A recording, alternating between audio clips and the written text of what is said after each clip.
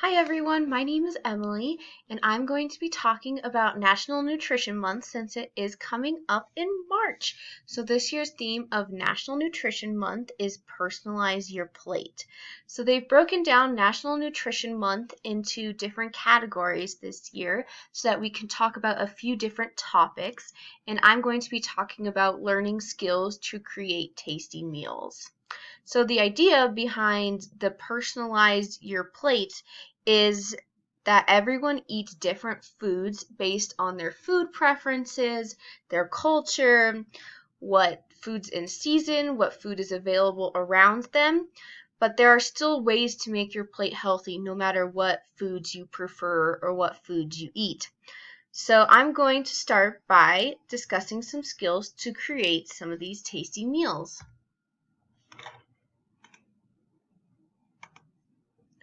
So the first thing we're going to look at is keeping healthy ingredients on hand. So I always like to have different fruits and vegetables available.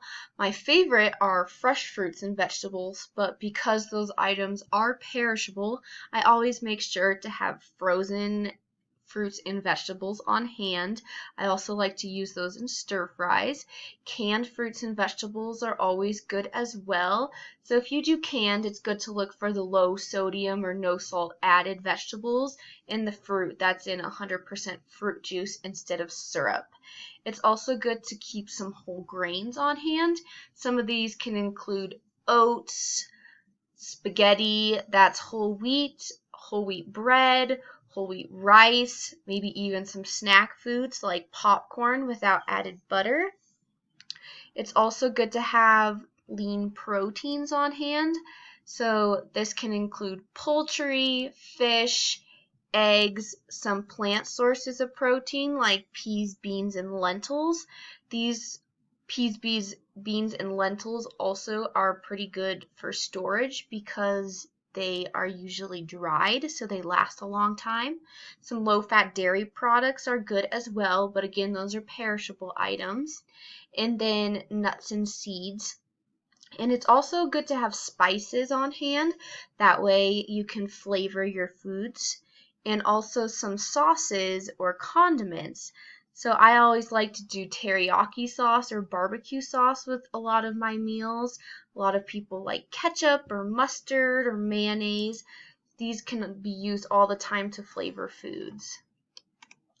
Next, we're going to talk about making sure you practice proper hygiene and home food safety.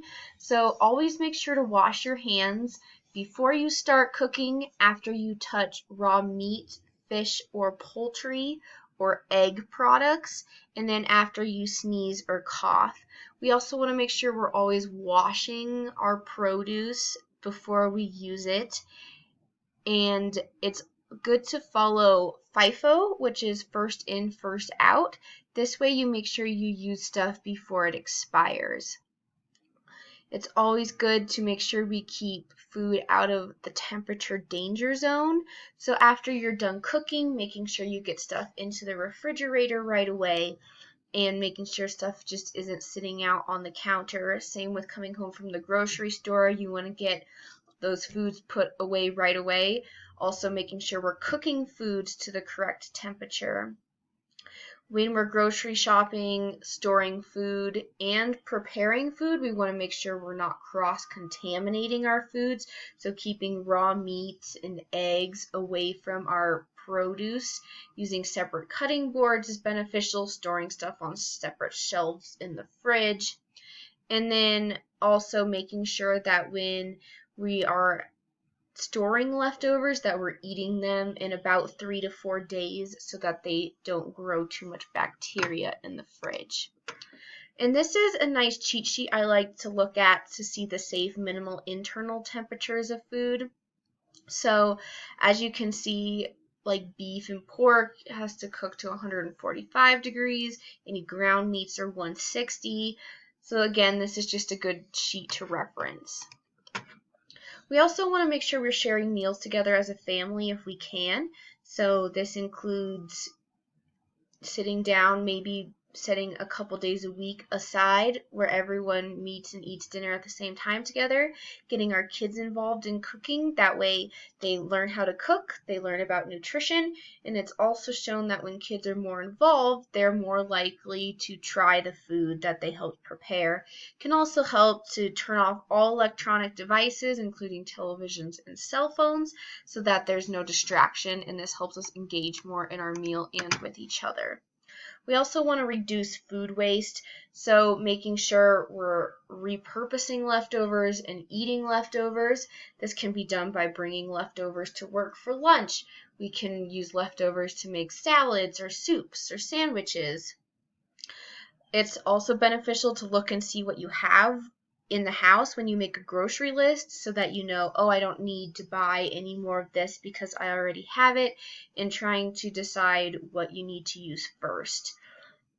Also, making sure you don't buy too much perishable food such as dairy products, meat products, fresh produce, because if you can't eat it in time, it just ends up getting thrown away.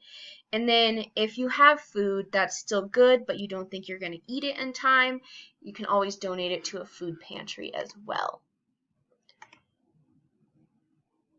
And finally, we want to try new foods and new flavors. So this can be done by finding new recipes for fruits and vegetables, finding new vegetables and fruits to try. So a lot of people have certain fruits and vegetables that they already like, and it can be good to find new ways to cook them. For example, grilling them or roasting them in the oven.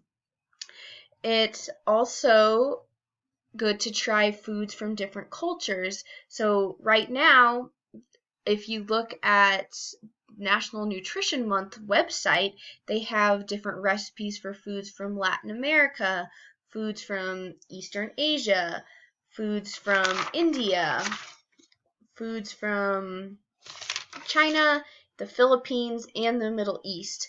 And it can also be good to try different plant-based foods as well. This is a good way to reduce some of our meat intake a little while still getting good protein, so including some of those lentils, nuts, beans, peas to get our protein. I hope you enjoyed this talk.